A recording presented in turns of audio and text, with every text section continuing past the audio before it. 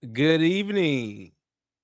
Welcome back to another episode of the Night Audit. I'm your host, Chaze Barnes. If it's your first time being here, let me do you the honors and give you a special. Let me give myself one as well. All right, how's everybody doing? How's everybody doing on this June 22nd, 2026? Nice second day of summer, and it's off to a banger. Yeah. Couple housekeeping. Make sure y'all hit a like, comment, subscribe, rate, and review. Share with your friends and family, whoever think they need this. Yeah, we got some stuff to cover. Okay. Again, shout out to the new. Again, I dropped the video. Shout out to all the fathers out there. Happy Father's Day. Anybody who has a father in their life or not, happy, belated Father's Day to anyone who's to anybody's father is no longer here with us as well. Shout out to the new subscribers, future subscribers, all the views, the comments. Some people I've been going back and forth with, not in a healthy way or whatnot. I'm liking the feedback. I'm liking the feedback and whatnot. Cause I don't ever be so sure, I don't post the questions after the video is posted, after I upload. And when I clip up videos, I just kind of just leave it at that because I asked the question inside of the video itself. And I'm very pleased that y'all understand my questions, because a lot of times these questions are very loaded. I'd be like, okay, listen, all right. And I think my audience is very smart. I think y'all are very smart. I think y'all are very articulate.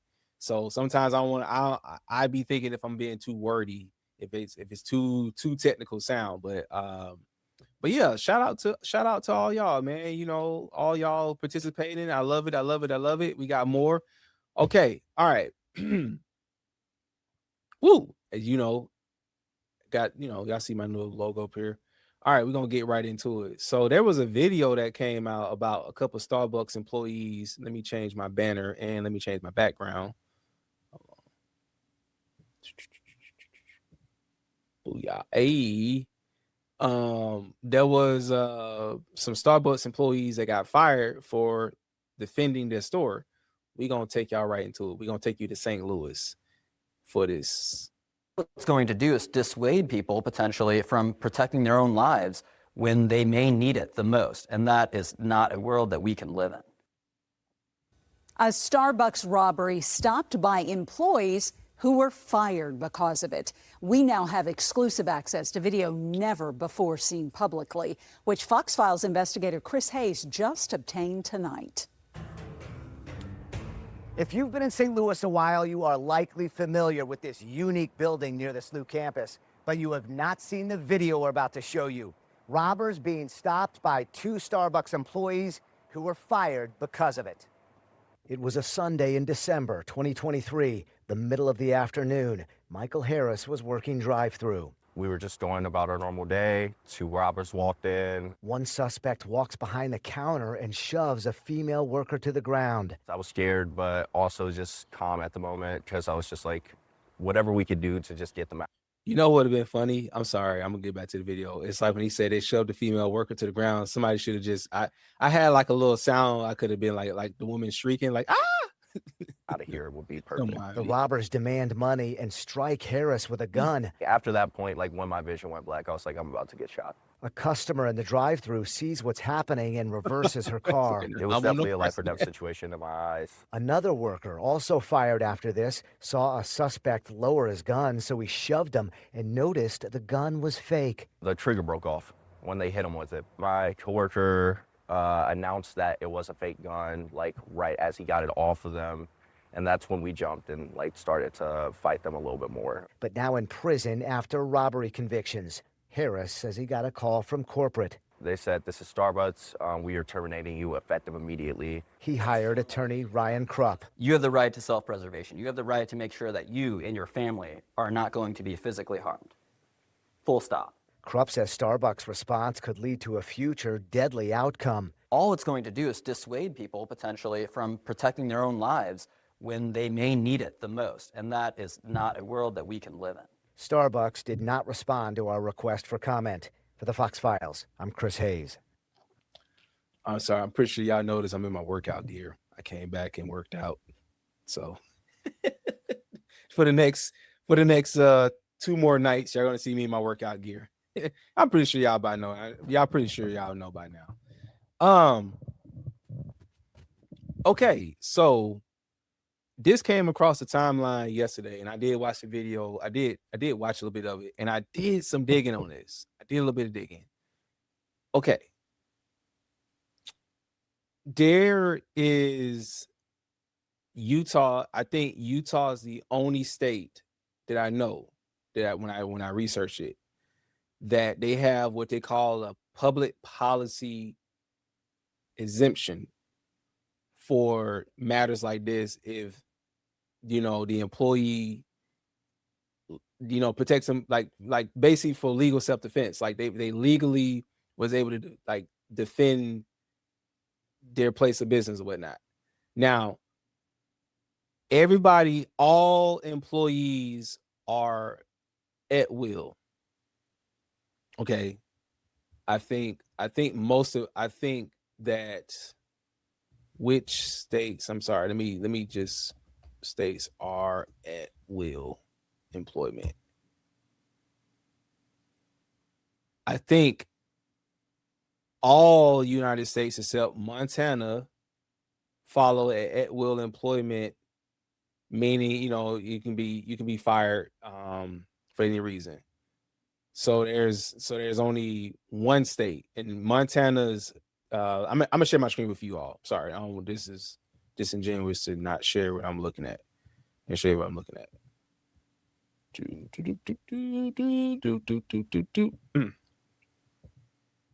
Okay, so as you see, Montana has an exception. Theirs is a probational period, typically 6 to 12 months. Employers must have just cause to terminate an employee.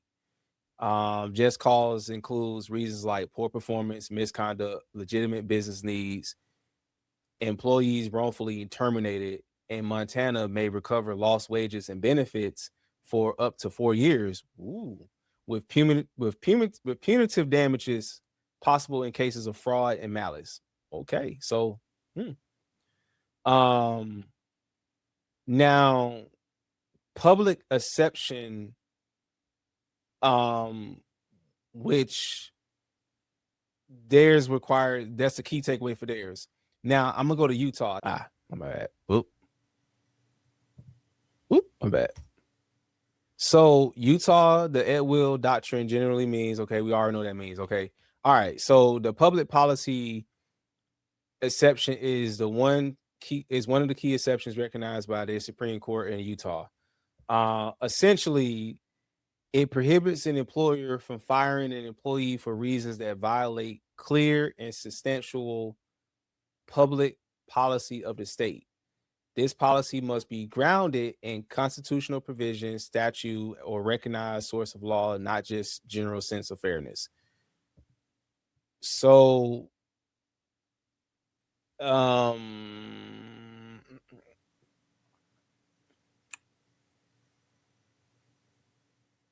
well, okay, I guess I seen it yesterday. I guess I misread it or something like that. But the only one that has the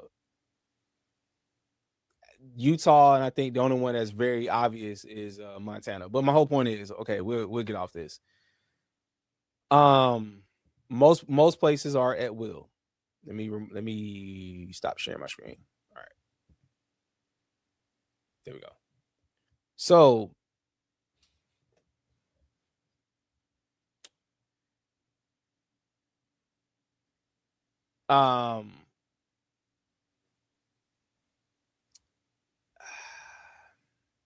where's my thought? I'm sorry. Oh, I'm sorry. Let me pull up.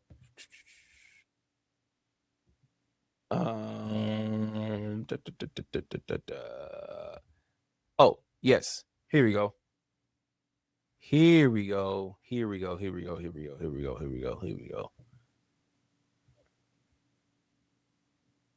Let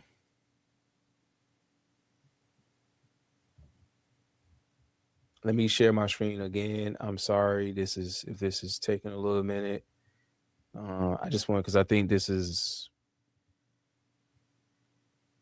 share my screen.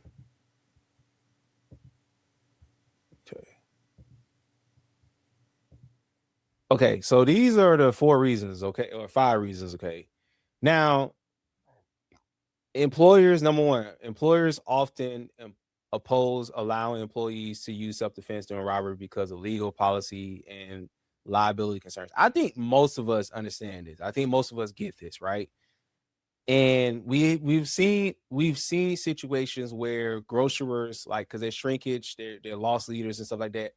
The thing is that they would rather for you, like they don't want you to, basically Starbucks don't want you to die over $8 worth of cup of coffee. Okay, now if it's your privately owned business like a restaurant or your food truck, car wash, of course you need to have some kind of safety procedures in place anyway, but you do have all legal, or if it was a gas station, like if it was like a BP, or if it was a Shell's gas station, like the little, those, because Quick Trip, you can't do it. Quick Trip, if you can't, you kind of got to just basically call the cops. You kind of got to just comply, right? De-escalation tactics and stuff like that. So, because if somebody got hurt, right, the employees or the other employees or whatnot, or customers got hurt, they can be like, well, I didn't feel safe. I don't feel comfortable getting my cha latte with my Danish while somebody is trying to rob us. I just feel my life. Whatever the case may be, right? And so again, they were rather for you just to, hey, just let them have it, comply, and and let them handle it. Let the legal department take care of that, right? The goal is for you to, the same way you come in, like they always tell you, and if even if you work for yourself, whatnot, the goal is to make a home. The same way you came in, it's the same way that you like to leave out, right? Come in one piece, leave in one piece, right? So it's a whole lot of, when employees start taking matters in their own hands, such as places like Starbucks, or if it was Chick-fil-A, whatever, right? Now if a customer, a law-abiding customer, had a gun, whatever, and all that, and they drew down on that, that's a different conversation. Now that is a different conversation, right? Now if it's a justified shoot, of course, obviously, right? Because you want to make sure, because then that falls under the legal liability and litigation risk, whatnot. You know what I'm saying? Because like they say, employees, customers, or other parties may sue for wrongful term. Well, I don't know how customers can sue for wrongful termination or violation of labor laws. I don't know. The employees or other parties, maybe vendors, whatnot, because they consider it, because the employers may prefer to avoid ambiguity by treating all participants in a violent incident as part of the hazard, rather than assessing whether the response was legally justified. Okay. So, I know there's a lot there, right? But the most important thing is, again, I love Chick-fil-A, and I know this is not Chick-fil-A, it's Starbucks, and I don't dislike. I every now and again I might get a Starbucks, whatnot. But again, they don't want you to lose your life over a $7 sandwich.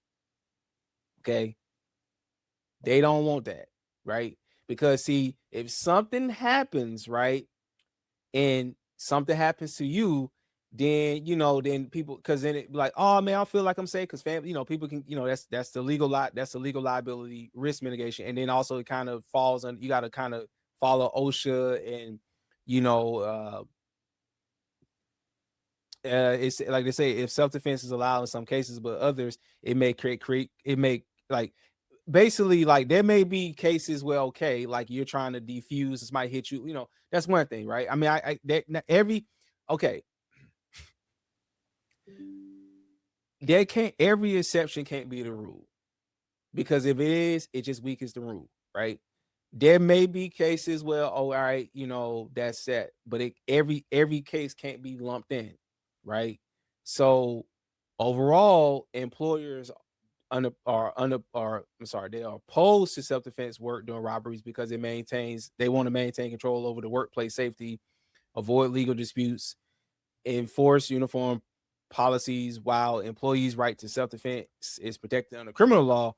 Employment law allows employers to discipline or turn. So that's the other thing. It's just that's where the conflict comes in at, right? There may be some cases where okay, all right, but for the most part, for overall, it's never a good idea to take matters in your own hand. Okay, so hopefully I wasn't talking too much. Hopefully I wasn't talking too long with that, because I'm just trying to make clear, because I know people are like, man, it's crazy. I'm pretty sure most of us, the more normal, common sense thinking people will be like, hey, you can have it. You got it. Like if I'm working, especially if I'm working for Chick-fil-A or Starbucks, hey, you got it. You know what I'm saying? Call security around. Let that be the law enforcement's dealing, than you being yours. Okay. So now I get now if you now they try to subdue them. Now I guess I don't know. I'm not trying. I really don't want to. It's pretty clear. Do I mean, if it was me, ooh man, like if it was a restaurant they worked for me, that's working for me, okay, but we would just have to step up security, because I don't want to risk my employees. They got families they got to look after. I feel like they my responsibility, you know what I mean? And so I want to make sure that they return back home to their families in one piece. So if you can, just be safe, be safe. And I know these situations, they can go left, but it's just better just to let them have it. Let them have it, let them have it. So I know there's a lot there. My comment or question I have for you all, and even for me, I probably hear me. You're probably gonna be done listening to me talk here. Let me stop sharing my screen here. So when an employee risks their life to fight off armed robbers, and corporate headquarters respond by firing them for violating policy, because it's policy and it's employment law, what message does that send to the rest of working America? Well, I would say this. Most people, we all go through a safety incident response plan. Okay. And I know the question is it corporate liability? Is corporate liability more valuable to these brands than actual physical lives of the people of their stores, of their stores? Well, I think they value the lives of their employees.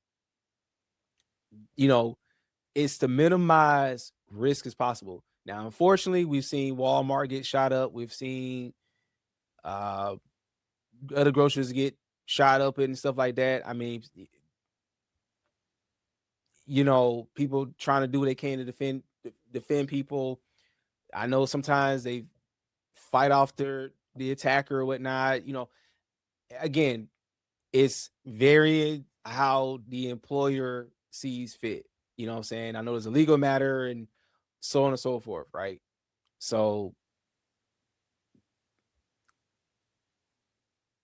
everybody ain't getting a place shot up.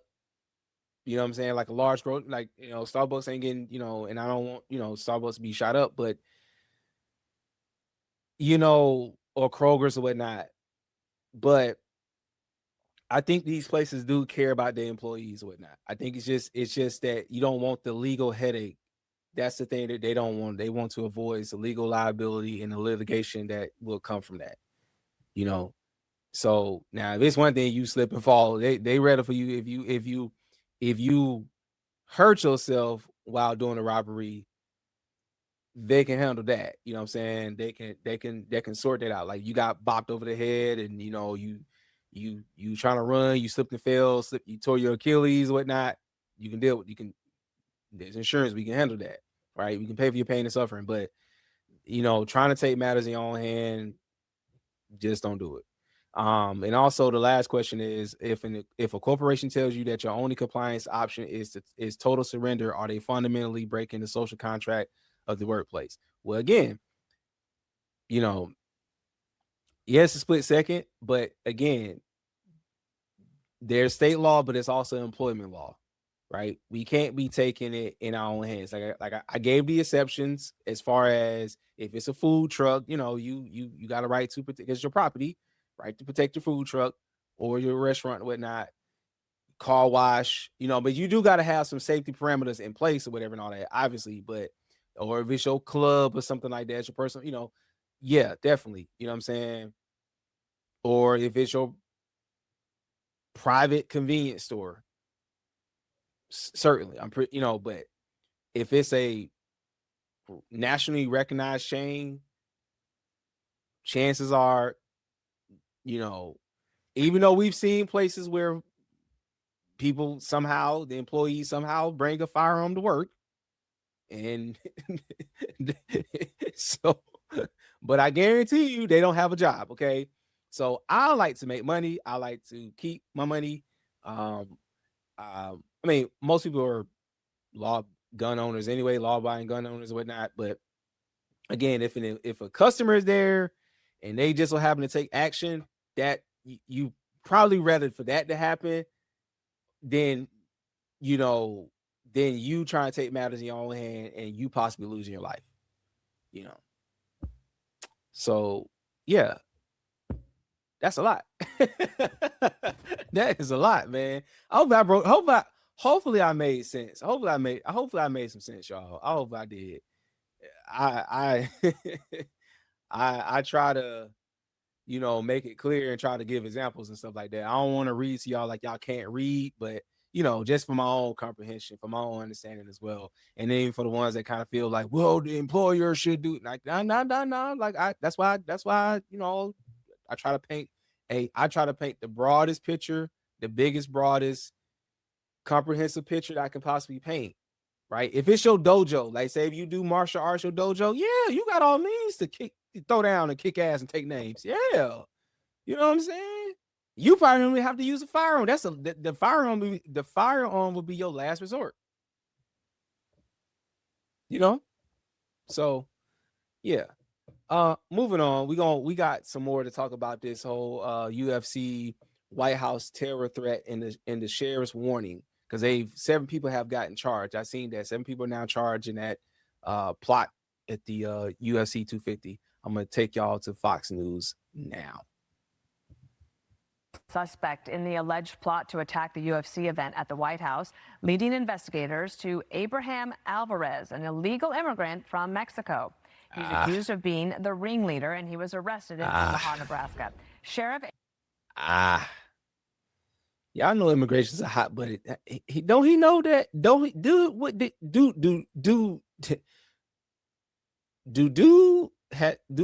does he have access to the news? Don't he know that immigration is a hot button issue? You got to make sure everything is legit. Okay, is you not only facing federal charges, right? Your visa ran out. You in here legally, and you got to go back home.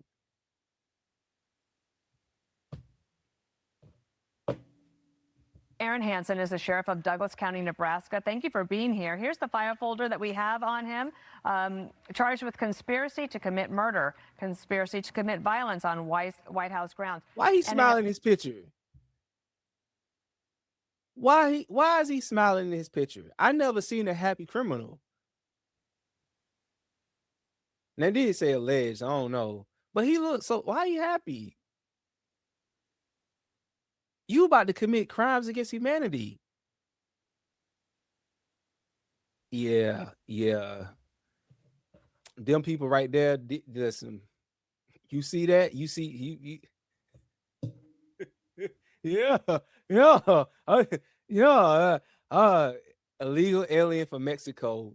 Granted, was it DACA program in 2024 on the Biden administration. You charged with conspiracy to commit murder, conspiracy to commit violence on the White House grounds, and you illegal alien from you are an illegal alien from Mexico, and you smiling in your temporary status or whatnot. That the Dreamers Act, the dream, dream. It's been expired for 12 years, and you smiling. You have the nerve to be smiling. You got, man. Illegal alien from Mexico. He was granted DACA, which is the Dreamer policy.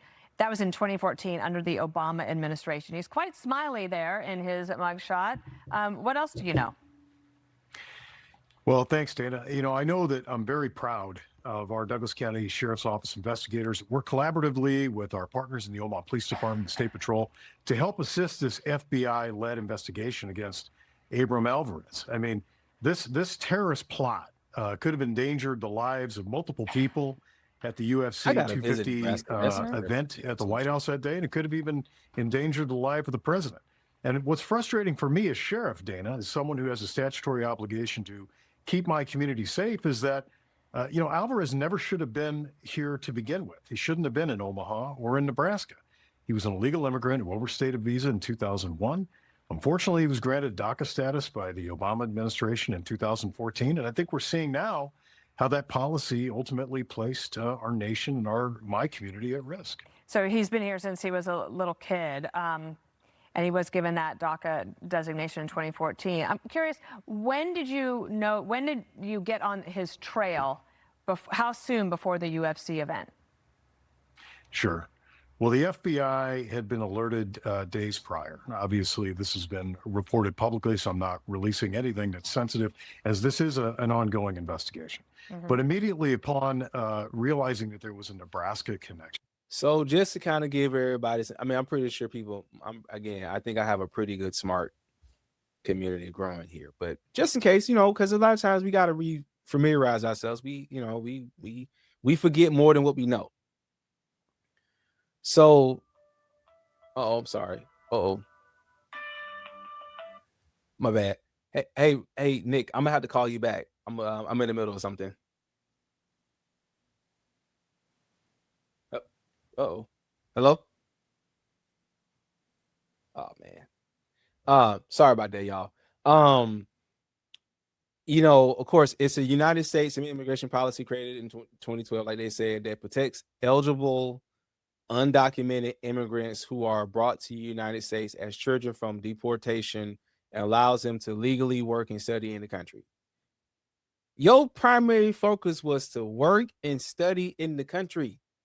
That doesn't mean you couldn't apply for citizenship. You still that's not a pathway to citizenship. You still got to work on getting citizenship into the country to be a full citizen of the country. I don't care if you want to hold dual citizenship. Like you got a passport here in the United States. You got citizenship in the United States and citizenship in Mexico. I have no problem with that. Okay. But listen, defer action means the government temporarily delays any removal procedures against the individual.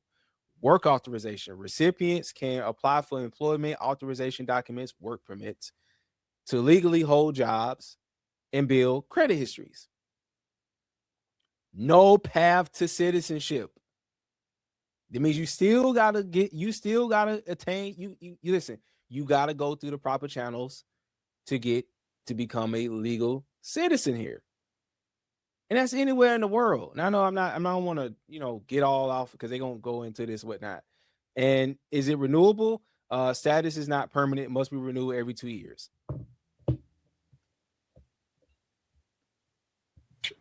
Our local FBI office in Omaha, the special agent in charge, Gene Kell, activated one of our task force officers with the Joint Terrorism Task Force.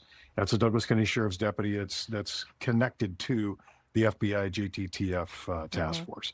And that investigation started immediately. It was almost around-the-clock surveillance on Alvarez and the location at which he was staying, as well as other companion investigations which are occurring. Do you know if he was speaking with or working with, collaborating with anyone else in Nebraska? You know, that investigation is still ongoing at this time. I know that we've taken over, we have over 20 suspects on this national plot, and we've taken 5 into custody across the nation. And so now the work comes after we've taken Alvarez into custody, is doing that follow-up investigation to determine who was he connected with both nationally and locally to ensure that we have mitigated this threat. I mean, again, this could have been a terrible terrorist attack on our nation. And we want to make sure that not only our nation, but here in Nebraska, that our people are safe as well. Sheriff, is he in jail now? He is in jail. Currently, he's incarcerated. He better be. He better be. Even with that smile, even with that goofy smile of his, he better be. He better be.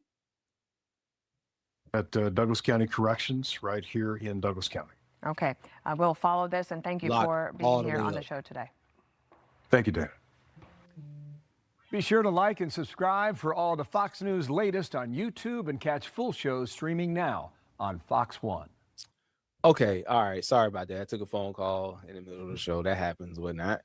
All right, so I went on a bit of a little rant here because I know that immigration, I know that is a hot button topic, which shouldn't even be, again, immigration.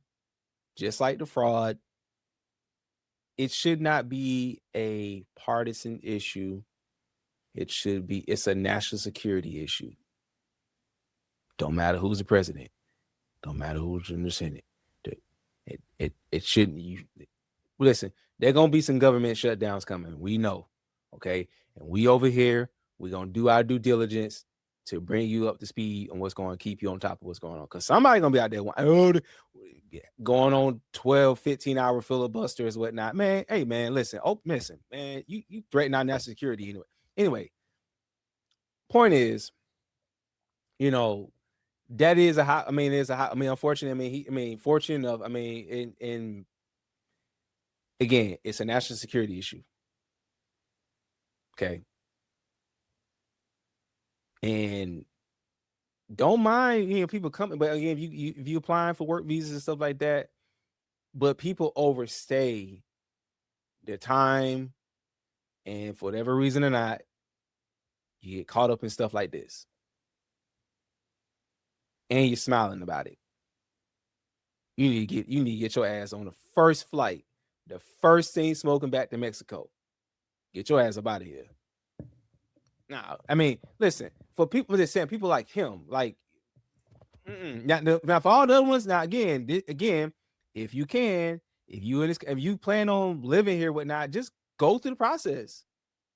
We welcome you. We welcome you we welcome you, embrace you. Go get your stuff taken care of, okay? So you ain't got to worry about nobody knocking at your door and surveilling your home and whatnot and taking you into custody, making a whole scene. Get your stuff done. But anyway, so the sheriff that intercepted this high-level target is directly trying the tying the threat back to the the porous immigration parameters when federal authorities acknowledge that individuals connected to a major foreign networks are moving through our transit corridors or transit systems undetected. Are we looking at a localized breakdown of intelligence or a complete structural failure at the border? Whoa, that's a lot. Okay. Essentially, all right, let me see if I can summarize it. Well, it's pretty clear, okay? Is it a breakdown in intelligence, and also is it a structure? If it's a complete failure at the border? Well, I just said it. Immigration should not be a political issue at all. Okay. I know it's okay. Like, we shouldn't be negotiating over this. Okay. Now I know, understand things, stuff get through. Now they can't say it's 100%. Okay, but we are a nation of laws, like anywhere else in the world. And if you are not here and if you're not here legally and you're caught doing something you don't supposed to be doing, you're terrorizing the neighborhood, you're messing up public safety, the public transit system, the quality of life. You messing up, like on the last video, you messing up my Tuesday morning to work, like everyone else's Tuesday morning to work. Because you want to commit crimes against humanity. Like I said, if you are done with life, people, please, big dog, sit this one out. Don't take us out with you with your manifesto, with your ideology, indoctrination. Okay. Please, we got to get to work. We got things to do. Listen, I'm at work. I'm at work. But you want to blow, but then it's like, but I'm at work trying to, make the community better. You are trying to destroy the community. And you're not even here legally. Now think about that for a second. You want to commit mass atrocity, and you ain't your stuff ain't even legit. That's why you probably got caught. Not that I'm advocating for you to deal with but your stuff, your papers ain't even right. How you gonna be able to pull off a crime? How you gonna pull off a crime of the century and your papers ain't right? You got caught off a technicality. a technicality. And you have a nerve to be smiling in your picture. What you smiling about? What your punk ass smiling about? That seems to be that's my go-to word. What you smiling about? I don't see nothing funny. There's nothing funny about what you try to do. Nothing.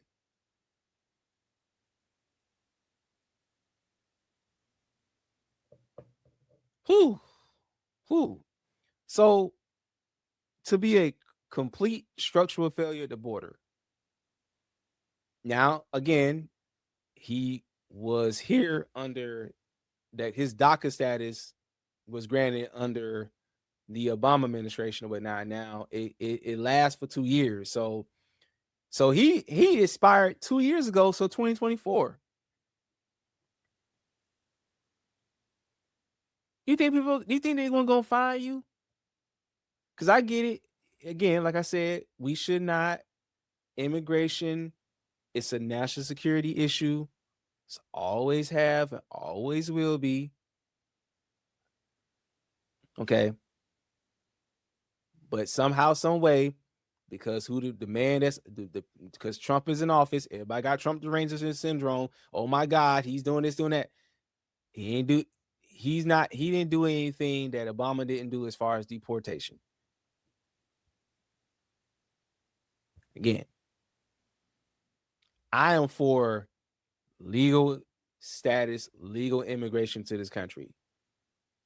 Because if I go somewhere, if I wanted to live in Mexico, I got to go through an immigration process. I can get a work visa, whatever not, but eventually my stuff run out.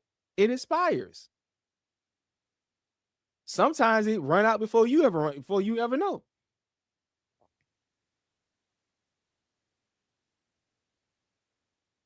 I mean, I have a passport. I can go to Canada, but again, in order to be a citizen of can I get dual citizenship? Sure, but I gotta go through a process, and it's not a very short process. It's a very lengthy process.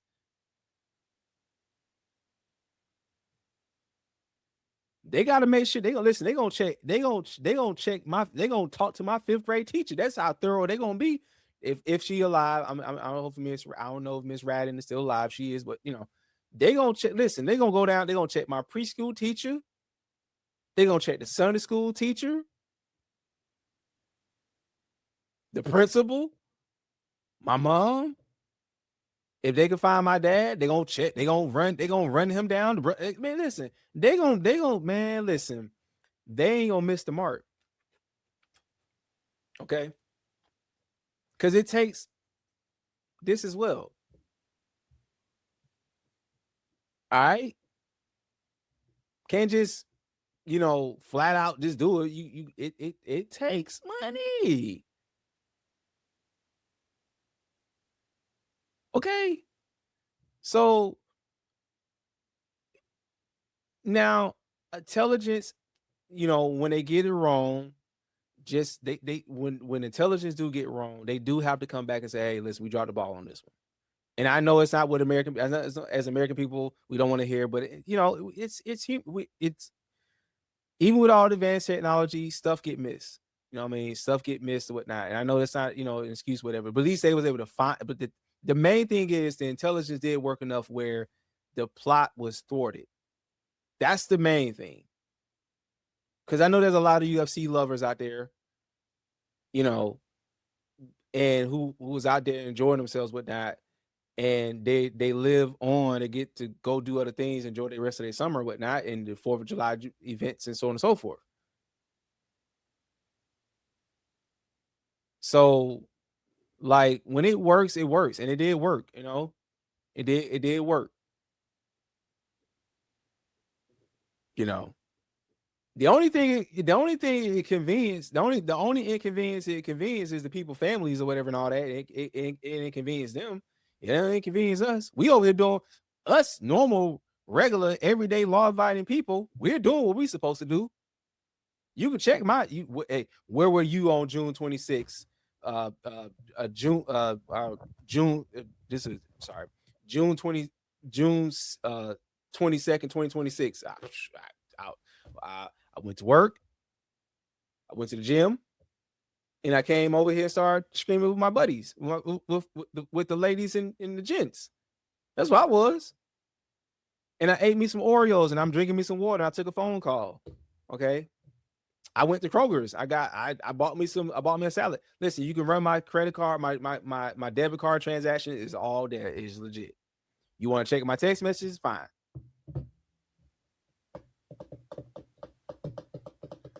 I know where I was. I know where my people. I know where I was. Where were you? I know what they was trying to do. Anyway, second question: if a threat of this scale can coordinate close to a high-profile target like a major athletic or presidential event, has our domestic defense matrix become entirely reactive? I think people are trying every single day to commit crimes against humanity. I think the CIA knows that, the FBI knows that, the NSA knows that, the DIA knows that. I think the NSA, I did the ATF, the DEA, the Coast Guard, they all know that. They all know that, right? Now,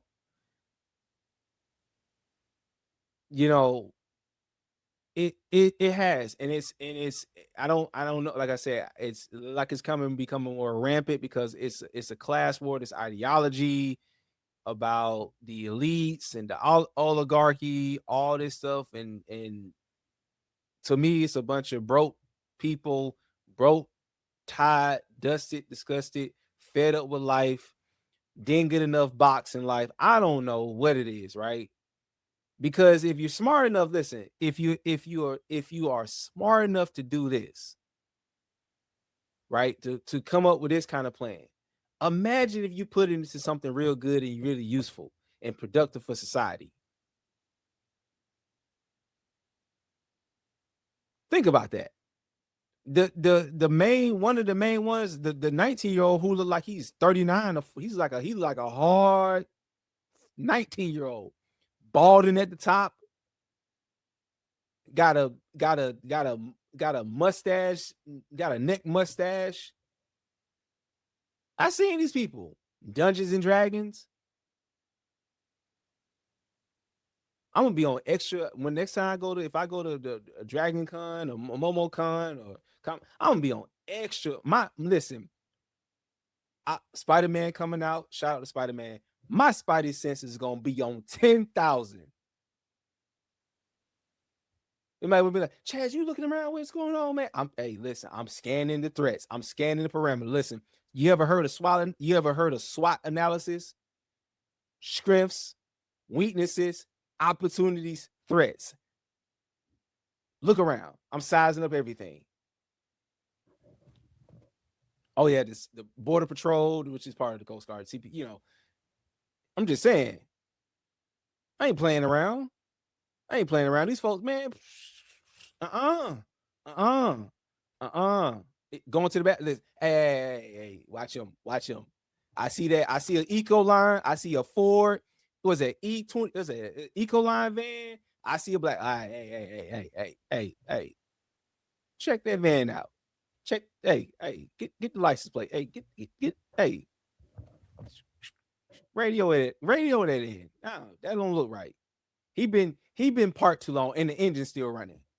Hey, nah. He just got out. Nah. Yeah, man. Yeah.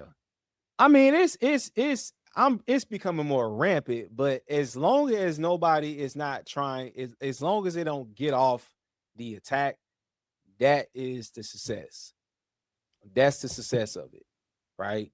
I mean, it's hard to kind of get you can't really get into people's minds. I know you can do surveillance and stuff like that, but people ain't really doing anything.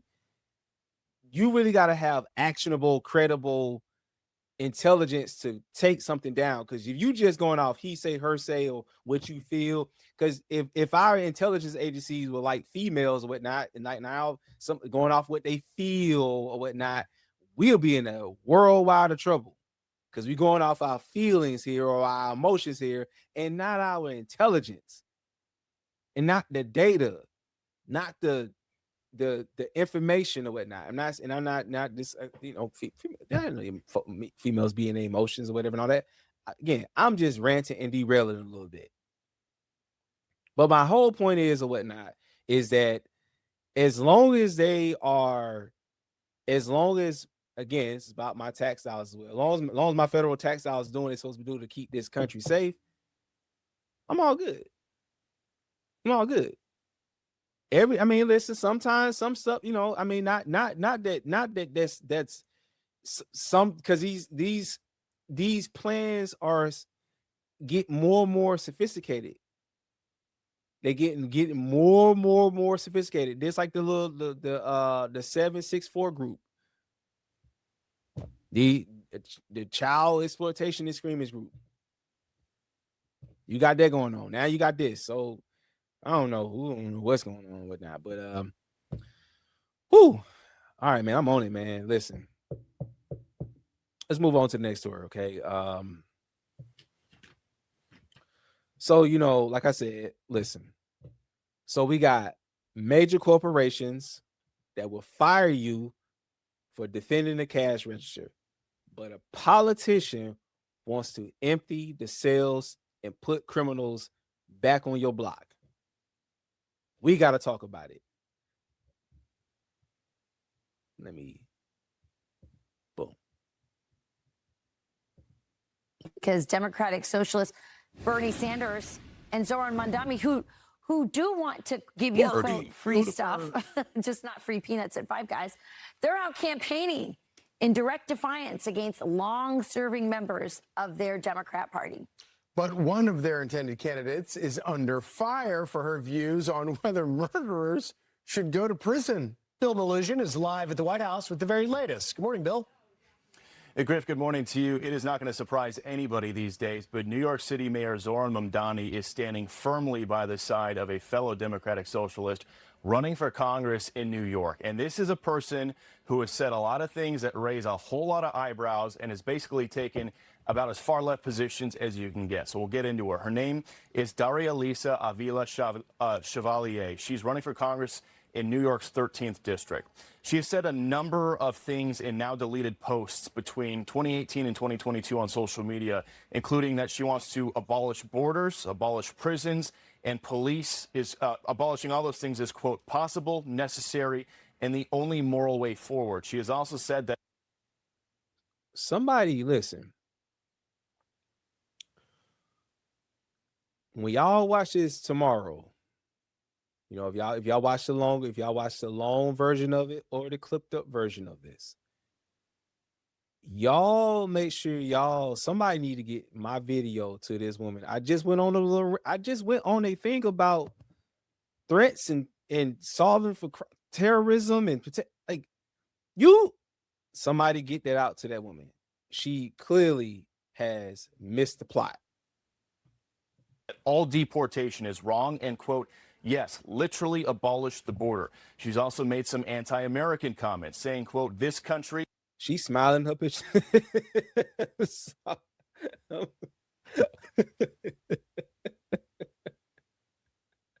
I mean, she probably really be excited for what she's doing. She's running for, public office or whatnot. She ain't doing nothing malice and nothing ill contempt, nothing dubious, unlike our buddy in the last photo or whatnot. But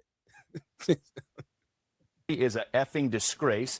In another post, she also added, quote, I forgot to get napkins, so I just wiped my hand on the American flag behind me in yet another post. Now, New York City Mayor Zohran Mamdani and Vermont Senator Bernie Sanders were both campaigning for Chevalier in New York on Thursday. And that, my friends, is why we need to elect Darialisa Javila Chevalier. Dory is exactly who the people of the Bronx and Upper Manhattan deserve representing them in Congress. The next 4 days, everybody here and everybody in the city has got to work hard to make sure that... the people that people vote for in their local elections and our local elections are just a representation of the people. The leaders, the people that y'all will be voting are a representative of the electorate. There are people that actually believe what she. Now, again, I'm for free speech, whatnot. You know what I mean? And that's for both sides, because you got to go. If you gonna do it for one side, you got to do it for the other side. But I mean, wow, like.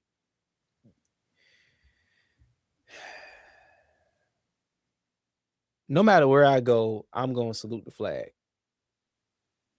I'm going to respect the office. I'm going to salute the flag. I'm an American. Okay. I have it's patriotism in me. Patriotism in me.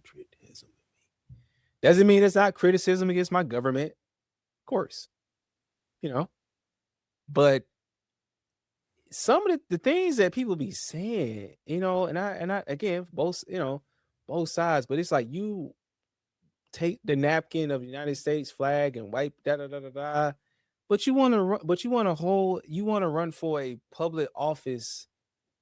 You want to hold a public office seat.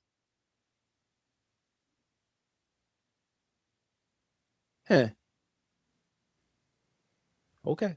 Brad and Claire and Daralisa become the next congresspeople for New York City. Now listen to this. Chevalier sat down with the New York editorial board where she repeatedly dodged questions on how she thinks murderers should be handled as a self-proclaimed prison abolitionist. The questioner said, quote, I went to a sentencing. And why y'all always be electing activists, school teachers and activists,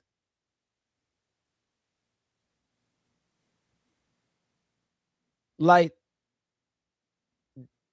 seriously, y'all ain't got nobody better on the Democratic side. Y'all ain't got nothing. Y'all ain't got nobody formidable.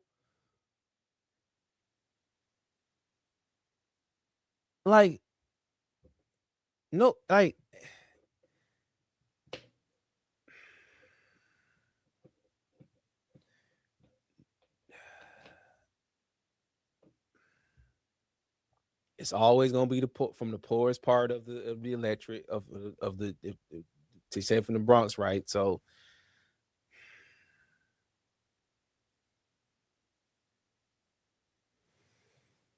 Last week, a man killed another man, didn't know the person, just sitting on a stoop, got an 18-year prison sentence. Should that person not go to prison, and what should happen instead? She replies, quote, so, you know, for prison abolitionists, I think a lot of folks misunderstand what that vision of the world actually is, and it is one that actually centers this question of harm.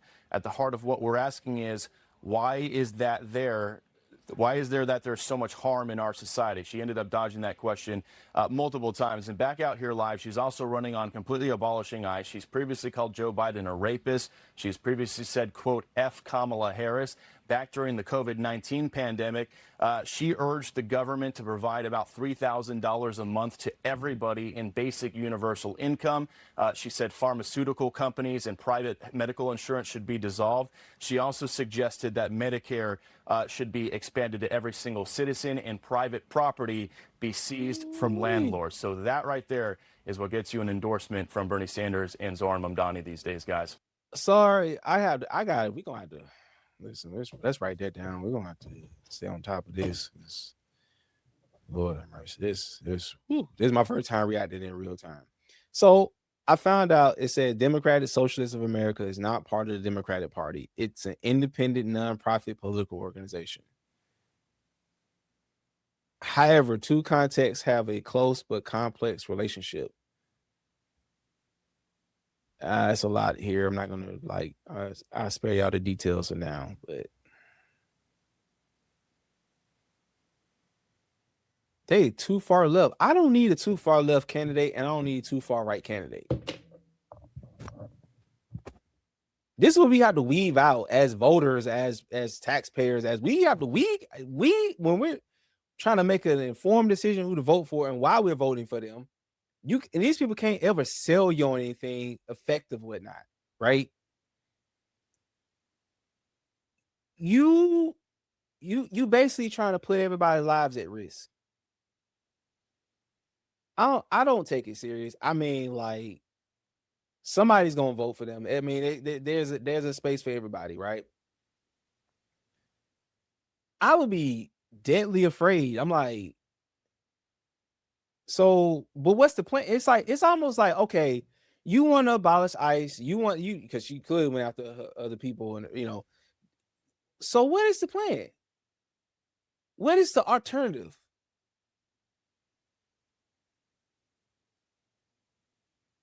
Hey, Chevalier. What is the plan, Miss Chevalier?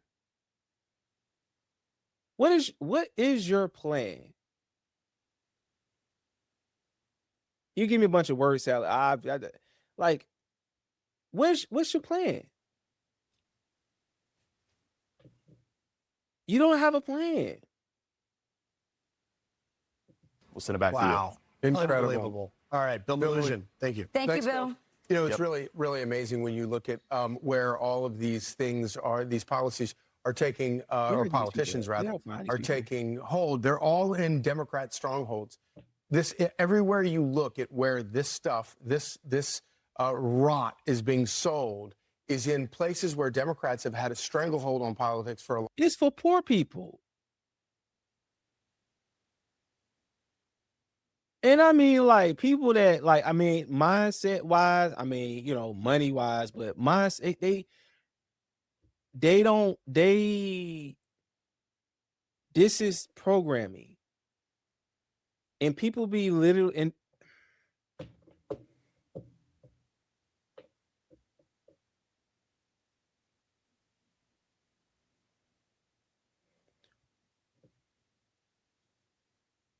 why y'all gotta make our lives miserable? Because your life miserable. We out here every day trying to figure out life. We praying to God, we in our word, if you a believer, whatnot. We're trying to figure it out. We can't. It's like when we not just, ever can't get to a point. But when I think we've turned the corner, soon as I think we turn the corner, people start pissing on it. They start pissing on us and start pissing on me and trying to tell me that it's Sprite. No, it's piss. And I'm angry. There's an anger in me, right? Because people, independent thinkers, are trying to weave all this out to make an informed decision in like who you are and what you are and what you all about. And this is my first time reading, like, because I like watching this in real time because it's a very long video. So I'm sorry if I'm a little heated on this. You know, like that's the word I can use right now. But why? Why not sit this one out? Like, I mean, you have again, and as a she probably have more likely to have a platform, got followers and all that stuff like that, and eating this up. I'm like, man, you miserable people. Your only job is to make our lives even miserable. You miserable Fs. I said, see, I caught myself. Why? It's like everybody, it's almost like it's like this. It's groupthink. And the moment that somebody wakes up and have an enlightenment awakening, they try to tear you down.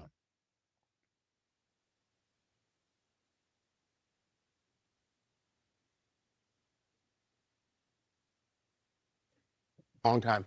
This is not a rejection of America or American values or Republicans. This is a rejection of the Democrat Party. That's the only places this nonsense flourishes are in places where Democrats have controlled for many, many years. And if you go around and you talk to and they love to talk about the working class, you talk to anybody who is a normal worker in this country. There's extremes on the right as well. Certainly. But this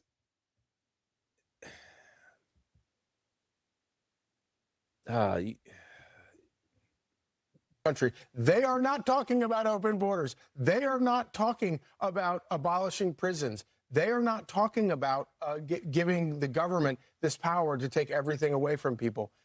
I think that this stuff, it flourishes in places like New York City, and then it dies there. You know, asking a candidate if a murderer should go to prison is not a trick question. It's unbelievable that this is the candidate.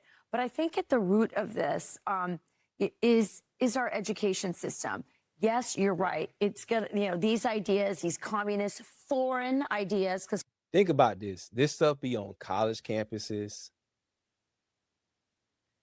You know, I know that Charlie Kirk's trial is coming up, and I didn't really follow Charlie Kirk's stuff. And I know he was, but people would like to believe that, oh my God, he was racist and this and that. Man was for open debate, conversation. You think this woman is for a conversation or debate? She couldn't even answer when they asked her a direct question. When they asked her a direct question, okay, because like if I'm gonna talk about this kind of stuff, I gotta kind of find the humor in it. I gotta try to split it down the middle because it's like whoa, because it's a lot, and I ain't even got to what I have on what I wrote down about this, but this is a lot. You can't. How can I have you be like, I just want to have a conversation. I want to have a conversation. You want to have a conversation on your terms. You don't want to have a conversation where we both can learn, even if we have healthy discourse. We have healthy civil discourse.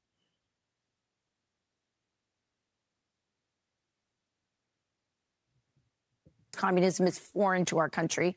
Was brought here by the progressives. Does not work with any of our ideals. Completely true. So it's this foreign idea that's been implanted.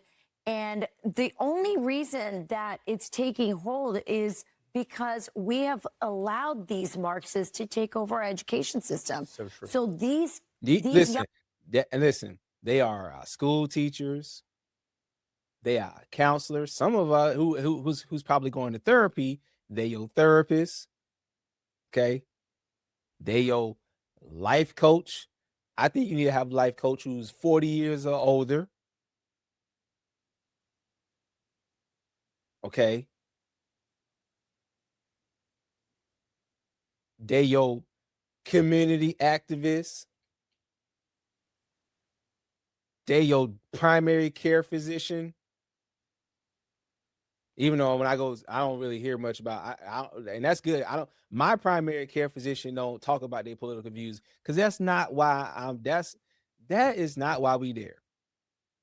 I don't care about your political views. I need you to read my results, tell me what's going on, what corrections I need to make, and go from there. No, we might talk about family, whatever, and all that, but we're not talking about no political views here. She looked like a barista. It's like, ma'am, make my coffee.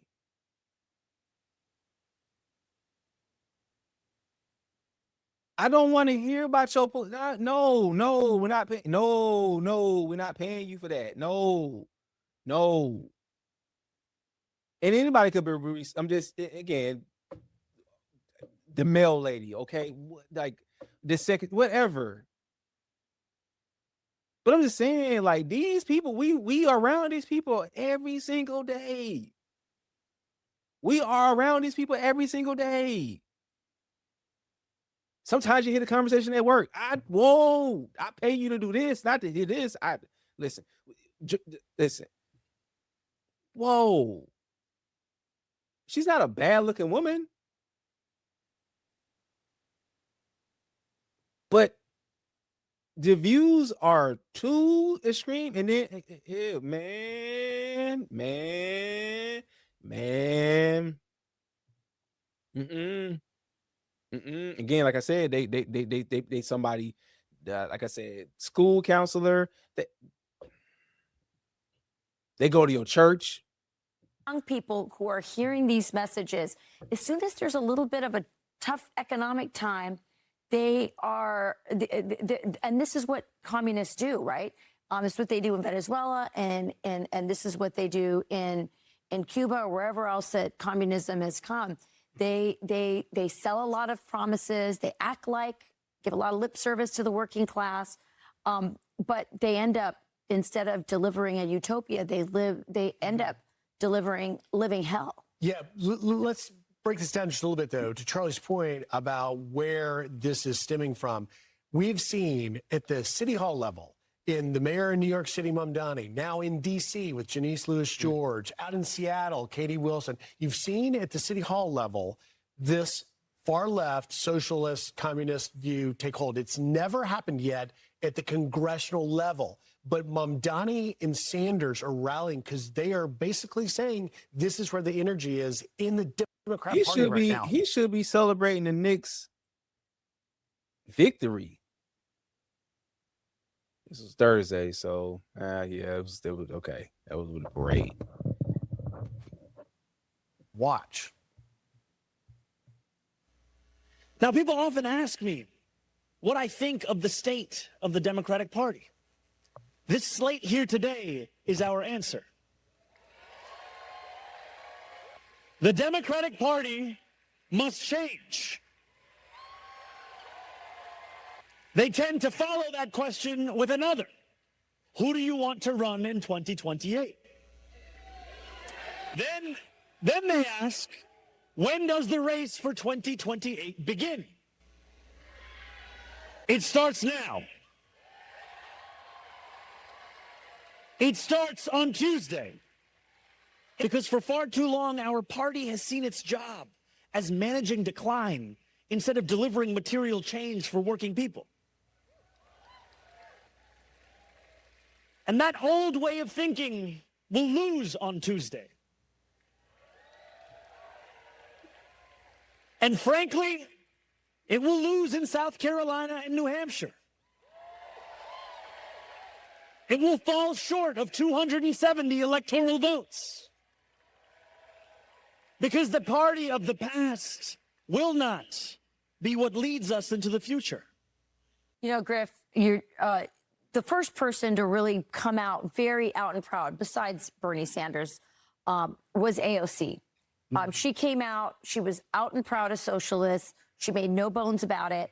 And now we got the squad, all her friends, Ilhan Omar, Taliba Rashid, and now we're getting this new crop of young communists. And Mamdani himself cannot become president because he was born in another country. You got to be, the thing about running for president, one, you got to be electable, and you got to be likable. Okay. And you got to have some charisma. And you're gonna have to have some massive charisma.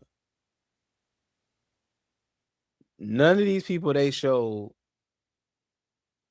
again, at the local level, you got it. But once you expose, you start being put on that national stage,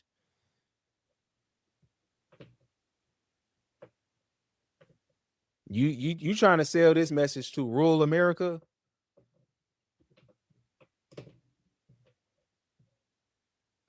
Just meme on them, they like, oh, no.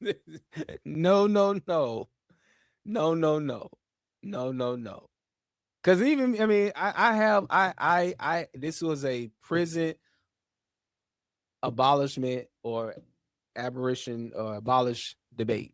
So I got to make sure that I remember what this is all about, because I did go on a little tangent with some things, but try to bring it all back together. If my audience is still with me, they wasted a lot of our brain calories here, including mine. But these people are unelectable. Like, if you want to be president on either side, you gotta be, because you gotta be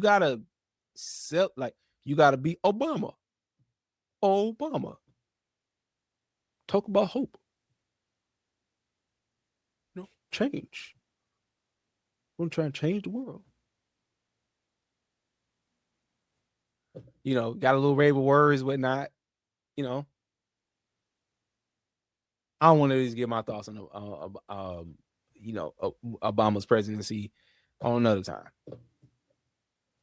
But if he could have run, I think he would be formidable. This guy can't run for president, but he is, I think, the face of the movement. He's surpassed AOC in talent, I think, in his ability and his charisma. Obviously, his ideas are totally bankrupt, and as I said, not part of anything to do with the American experiment of who we are. But he's effective, and I think that people should not take this lightly, just as they shouldn't have taken AOC lightly. She got us to this point, and I think he can take this more forward, Charlie. Well, whatever happens, it's a civil war, a raging civil war within the Democrat Party right now. Be sure to like and subscribe for all the Fox News latest on YouTube, and catch full shows streaming now on Fox One. Okay. Wow. I have a lot to say. There's a lot to talk about. It's on the pack here. Okay, listen.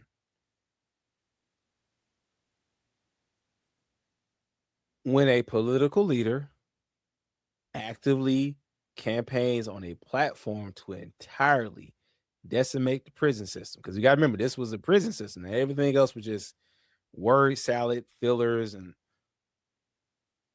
fried cheese and rice, however that may go. That sounds disgusting. Okay, that sounds like you want to throw something out. Who is protecting the ordinary citizen from high velocity violent actors? Does an ideology like this survive a single audit of the real world street crime, or is it completely detached from a reality of public safety? I am going to say that it's detached from reality of public safety. People have read too many diaspora books. Too many 1984 books. Maybe you have watched that movie, or it was a book. I think it was probably a book, or it's a show I seen on Amazon. The Man in the High Castle, revisionist history. you know, trying to revision the world, whatnot. Maybe any other Netflix shows out there, whatnot. And this is what I mean. Listen, do I take this serious? Do I take what the lady do? I take it as serious as I can be, as it is. Okay, because number one, I don't have to live in New York. Okay, so if they elect that person, they run that. Listen, they over there running New York into the ground. They're not running Georgia into the ground. Okay, people got to understand, like, you know, again, like I said early in my thought, my think piece, you gotta give people alternatives to your ideology. That makes sense. That makes sense. You gotta give people alternatives, and they have to be, as they like to say, comprehensive. It's got to be digestible. Say what you want to say about Trump. He tells it like it is. Say what we're gonna do. I know he don't use all these big, colorful, bloated words, whatnot, because I'm not trying to be up there trying to ask Google what is the meaning of this word. Don't insult my intelligence. Now, I'm not saying I'm a stupid person. By all means, not. But you need to kind of get to what you're trying to get to. What are you trying to sell? What are you trying to put across the finish line? What are you trying to put across the table?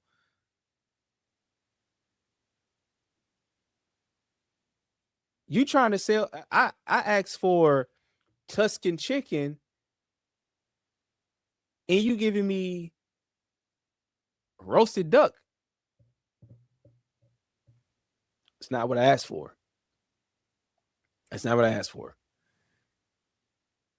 It's got to be things that, like, okay, listen. Taxes, okay? That's where my fight would be at. Taxes. We can't get away from not paying taxes, but what can we do to get where because these people will be like, now because Elon Musk is a trillionaire, now they'll be like, now they want to talk about going after trillionaires. So again, now, but we're talking about abolishing prisons and stuff like that. No way in hell you gonna abolish prisons. Where you gonna put the criminals at? You gonna give them a job? You gonna let them be on your campaign staff? You gonna let them run the community organizers and organization and whatnot? Like, really? I think people just gotta listen. They are completely detached from reality.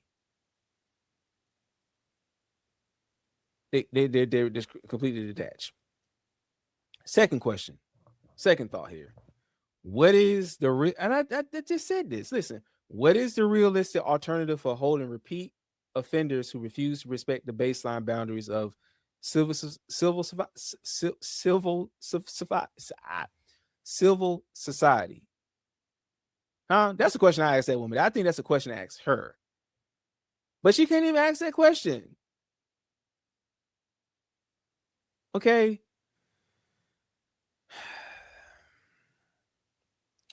This is when I need to be live. We're gonna get off this. Okay, again, man. This ooh. I don't know. All right, we got two more stories to get into. Okay, because I know this was a lot to unpack. So we gonna head over to. We gotta talk about some credit card schemers. Credit card schemers. And then we also have a graduation tragedy that we gotta talk to as our last story for tonight. So we'll take you to our next story coming up right now. Caught in the act, trying to plant a card skimmer right in the checkout line. These devices are popping up at more and more businesses, and they're being used by thieves to drain your bank account. Amanda Callahan is your reporter live with a look at the video and what to look out for when you are shopping. Amanda. Well, Stephanie, credit card skimmers are not new. Criminals have been using them for quite some time to steal your credit or debit card information. Now, a lot of us shoppers have known how to spot them now, but now these thieves are getting a little more savvy using devices that are not visible to the naked eye. Do you recognize this man? Bridgeport police are looking to track him down after he attempted to attach a skimming device to a credit card reader at the Gala Foods supermarket on East Main Street Wednesday morning. Security footage from the store shows the man hand the cashier a $100 bill to pay for his items. But while she's looking to make change, he tries to attempt to attach a device that's used to steal credit card information. But before he can get it hooked up, the cashier sees what he's doing and calls for security. The man then takes off on foot with the skimming device, and this is just one instance of people trying to steal personal information. Oftentimes, we hear about incidents at gas stations or ATMs where an attendant wouldn't necessarily be looking at the device. They're not near the terminal. Kristen Johnson with the Better Business Bureau says scammers are getting even more savvy. There's a new threat to look out for that's even harder to spot: shimming. With shimming, they actually put the device that's going to capture your personal information on a metal strip that's really the size of a credit card, and it's paper thin. It goes inside and it can capture information off of a chip reader, whereas typically skimming cannot do that. Johnson says the biggest red flag with shimming is if your card feels tight inside the machine, but stores are doing their best to stay on top of security. I can say personally that, and you've probably seen it too, when you go to stores, sometimes they'll have a strip with that store's logo on it to prevent people from being able to do this. There are certainly devices out there and there are means for stores to prevent this. But the best prevention is education. If you use tap to pay, you have a better chance of your personal information not being stolen. But now we're hearing cases of ghost tapping, where in crowded situations, scammers are able to use technology to tap your phone and you don't even realize it. So unfortunately, scammers seem to always be one step ahead. Johnson says it's a good idea to check your credit card statements and your bank accounts every day, because the faster you spot that fraud, the easier it is for them to stop the scammer. Also, if you recognize the man in that video from Gala Foods, you should call Bridgeport Police. Reported live in Rocky Hill, Amanda Callahan, Channel 3 Eyewitness. Ooh, okay. So experts are warning that the latest credit card stealing devices can harvest your financial data, which I use all. Was it Aura? Yeah, I use Aura. I had to sign up for them early this year or whatnot. But anyway, they can harvest your financial data wirelessly without even touching your wallet. As your personal digital parameters become completely invisible, how does an ordinary consumer maintain financial compliance when the threat requires zero physical contact? Well, I just say this and sign up for Aura. They're not sponsoring this channel. They're not paying me. They're not yet. But yeah, I would say sign up for, I would say like credit free. Credit monitoring, fraud detection, check transactions. If you see duplicate transactions, hey, let them know. Hey, like something's going on. Something's happening. Because the stores, the retailers only do as much as they can. And you gotta do what they can to protect the consumer. The consumer, you don't want consumer confidence and stuff like that, the consumer index to go in the toilet, because people don't know how, because companies are not doing a better job with, trying to prevent financial theft or whatnot. So I would just say, just sign up for Aura, link everything to that for a little bit, especially if there's a run, especially what's going on in that community, if that's a run of that going on in the community, people just got to be on extra alert. And then if you can spot that person, spot them and call the authorities, whatnot, to get around them up and get them off the streets or whatnot, So that would be my answer. But I would say to the question, the question is, and repeat it one more time for people who want to answer it in the chat, is how does an ordinary consumer maintain compliance when when the threat requires zero physical contact. I think I probably answer it. Y'all might have other preventative measures that, or you all may have you may all have preventative measures. We all have kind of had fraud alerts and detections on our, from our banks and stuff like that. So we all pretty much are not new to the game. We're pretty hip. So you all let me know. We're gonna move on to the last story. We're gonna wrap this up. There was a graduation tragedy that took place in Virginia Beach. Full graduation, a rite of passage that marks the transition from childhood to adulthood. Well, a Virginia Beach teen never got the chance to walk across that stage, and tragically, he died the night before his graduation from Princess Anne High School. His mother shares her heartbreak with 10 on Your Side's Nick Broadway. The family dealt with tragedy after tragedy. Dominic McClare's uncle died last year. At around the same time, his cousin drowned. Then, one day before graduation, he lost his life while resting in his own bedroom. Cardiac arrest, according to doctors.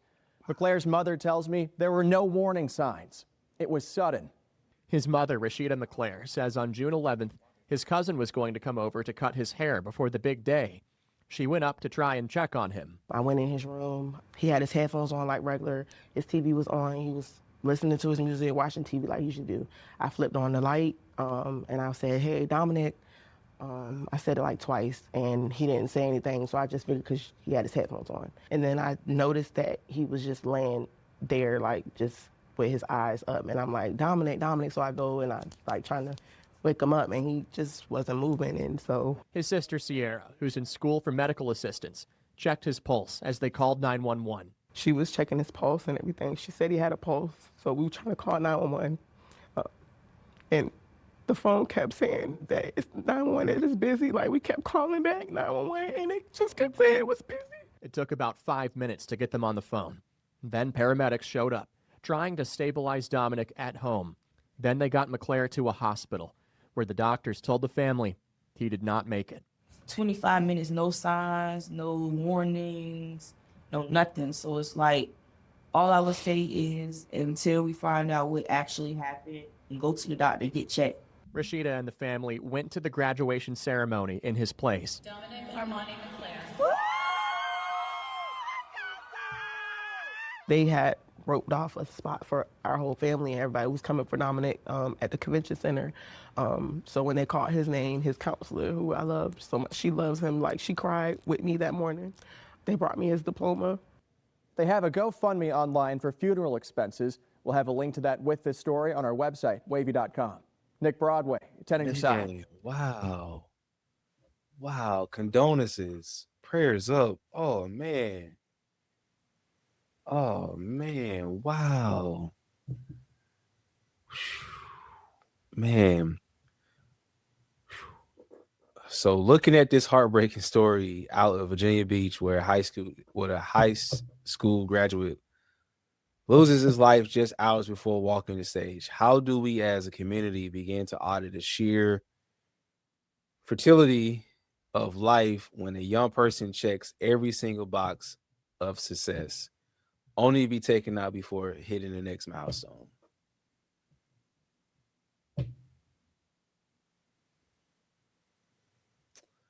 I didn't want to, I had a thought in my head and I was just like,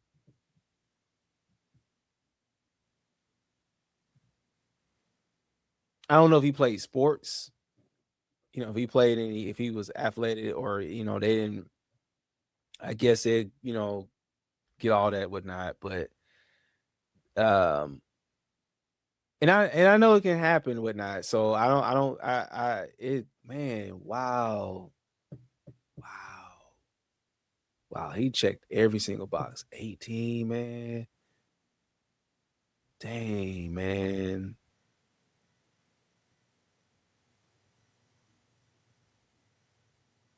Life just stops right there. Like, man, he had his whole life. He had a whole life to be an adult.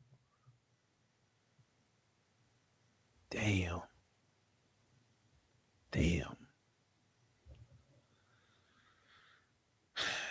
I mean, like they say, go to the doctor, get checked out. But I mean, I don't know if there was a history of whatever it is or whatnot, because they didn't say. You know, I guess once the autopsy and all that stuff come back, toxicology come back, whatnot, because I mean, with situations like that, you got to run that kind of stuff, you know. But sheesh, man, wow. Whew. Well, man, prayers up to this individual, and they did mention their GoFundMe for the funeral arrangements as well. So, and we're gonna leave him. We're gonna leave him up here. We're gonna leave him up here. We're gonna leave him up here as we close the show out. We're gonna give him a hand clap as well.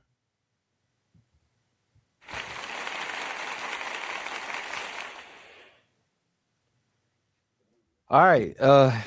Yeah, this concludes this episode. We never know we're gonna get on a night audit, man. We don't know how, man. Listen, we don't know what we're gonna get on this show. We don't know what we're gonna get on this show. But it all comes back, you know, auditing life, you know, audit your life before the world audits it for you. You know. Again, make sure you hit a like, comment, subscribe, rate and review. And you know, send a prayer if you want to. If you watch this video, you can, I think the information that they mentioned with a GoFundMe.